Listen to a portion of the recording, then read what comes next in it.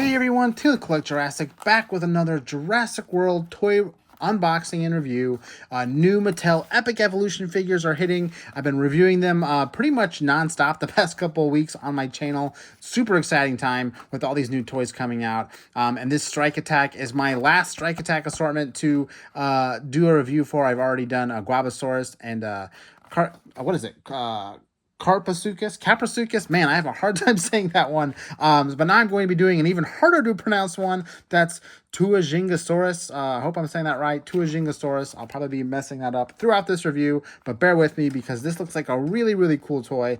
Cannot wait to get it out of the box. Looks like it has lots of cool paint. And of course, it's our latest sort of Stegosaurid too. So, and part of this review, I'll be doing comparisons to a bunch of other Stegosaurid figures from Mattel and see how they kind of stack up against this Tuojiangosaurus here. But before we get the figure out, let's take a quick review of the box. We have that Epic Evolution branding, including the Jurassic World logo, isolated from the Jurassic World lettering. It's kind of interesting. They're not putting the logo together anymore. They're breaking it out. So I think in years in the future, we'll be seeing more and more of just that logo to mean Jurassic and not necessarily Jurassic World or Jurassic Park. Just the Jurassic franchise with this T-Rex, which is, that's just my theory anyway. But anyway, tangent there. The background, we have this cool sort of like mountainy scene. And then every dinosaur this year for Epic Evolution has its own theme aside from that, its own habitat or biome or locale.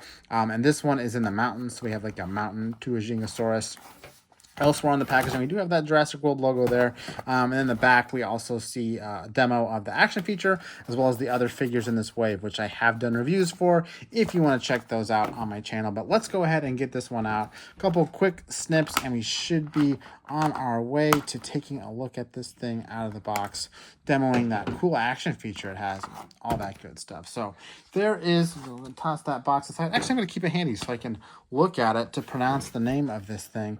The Tuojiangosaurus out of the box here, you can see very slender legs, not like a chunky, thick dinosaur, but a little bit more lean looking, which is kind of cool. I like that. It's not a little bit different than the other ones. We'll see when we do a comparison, but definitely the paint on this is generous. I think all of the figures this year so far, when I say this year, I mean the end of this year, right? These Epic Evolution figures, all of them have a really nice paint detailing. You can see this one has multiple layering of paint. We have that like lighter base color and then another layer and then another layer. Then of course we have the like orangey red spikes that are painted on the top of the body, painted all the way down to the tail. Oh my gosh, they painted them. They didn't leave them unpainted, but the spikes are here. Those are unpainted. I'll allow it.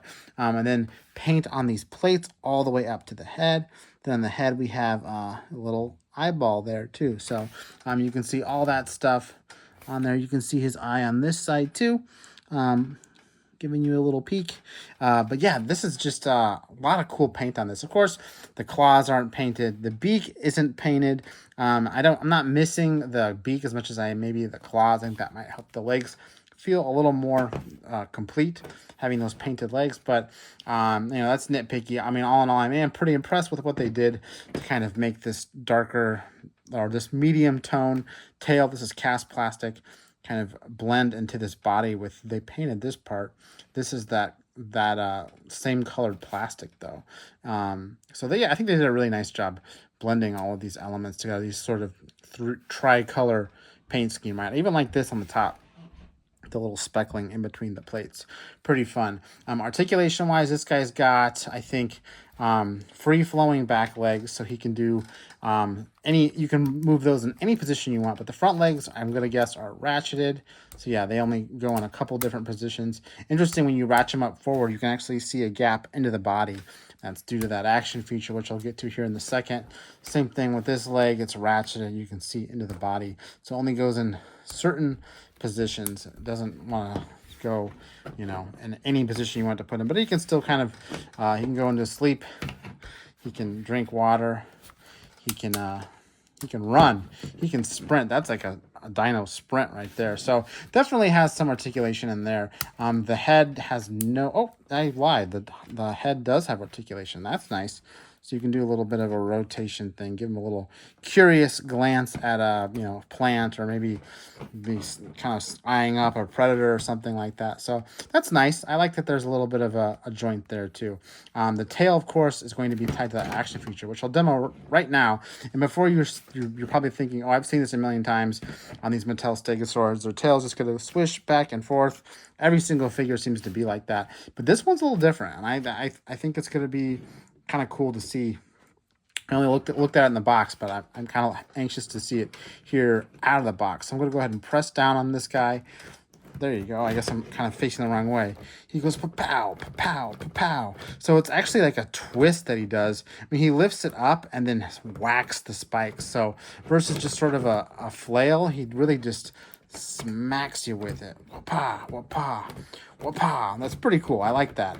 A little bit different than what we're used to with the Stegosaurs, having this sort of rotating smash.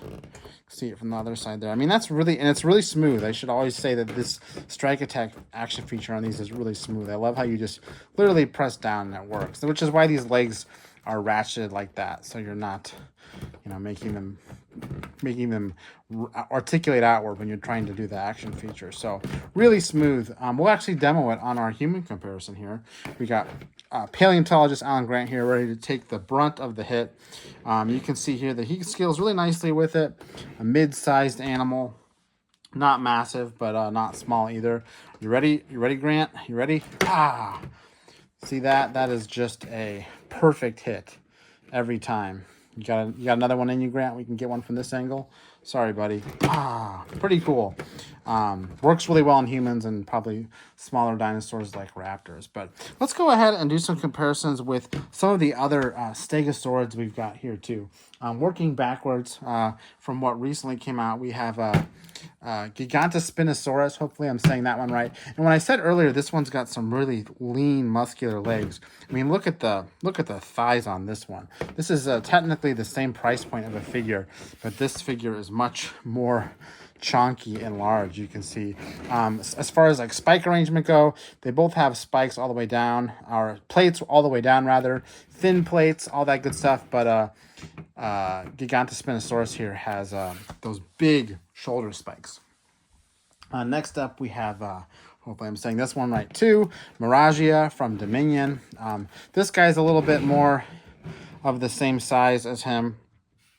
Almost exactly the same size, same proportions. Miragia is weird though because it's a super long neck, which I don't know if that's paleontologically accurate, but here it is. And also has that posable mouth, which was always weird.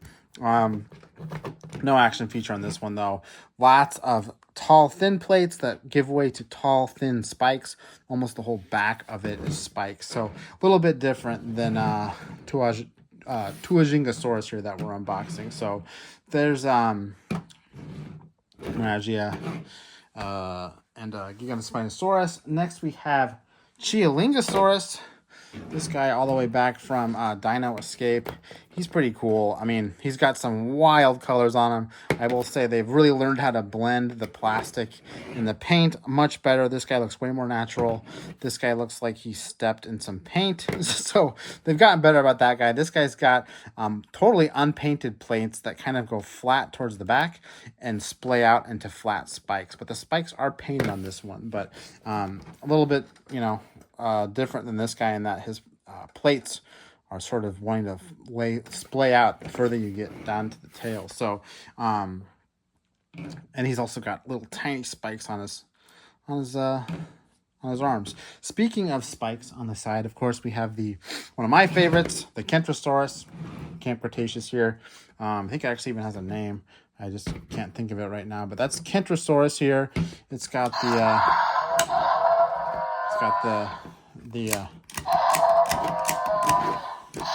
it likes to swipe its entire shoulder spikes, which is cool. So that's Kentrosaurus. Oh, sorry, it's got some dust on it. A little bit bigger of a figure, right? Different price point, but it's got those shoulder spikes too. So we have Kentrosaurus. Let's go ahead and arrange these guys as we go, with the Tuojiangosaurus going last. And then we have, of course, the classic Stegosaurus. This is the new, or not new, but newer Dino Trackers version with these wild colors, but it has a pretty nice tail action feature if I remember correctly. Yeah, it has a double jointed tail, so it swings in 2 different joints, or it goes up and down. So you can kind of do two different things with that. So they all kind of have some sort of, if they have an action feature, something to do with their tail naturally. But you can see the variety, the diversity of stegosaurids. I don't know if that's an actual word, stegosaurids, but I'm using it. That Mattel's given us across all these species, which, you know, Mattel has to definitely expand into species that aren't in the film if they want to keep this line a collector's thing. So they really do have to dig deep. And you can see here we have Stegosaurus in the films, obviously, and Kentrosaurus and Cretaceous, but these other ones aren't based on anything, but they do a good job kind of making distinct designs of toys to collect, and this new one is no exception with those tall spikes and this sort of really contrasty paint job they have going on with it. So it looks pretty nice, and again, distinct from all the rest, but they look really good together too, as a family, right?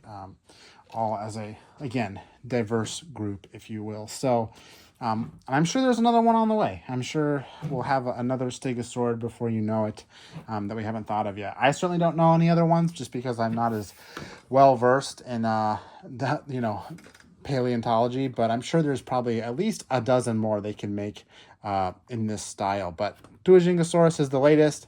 Quite a nice toy. Love that really cool smashing tail and the blended paint. Negatives, I would say, are not having painted claws. Maybe that painted beak would help a little bit too. But overall, I'm pretty happy with Tuojiangosaurus. It's a nice little figure. All these Striker Tech figures have actually been pretty nice ones to add to the collection, honestly. So, yeah, that's Tuojiangosaurus. I do think that's all I got, though. Again, I'm Tim with Collect Jurassic. Thanks for watching, and I'll see you next time.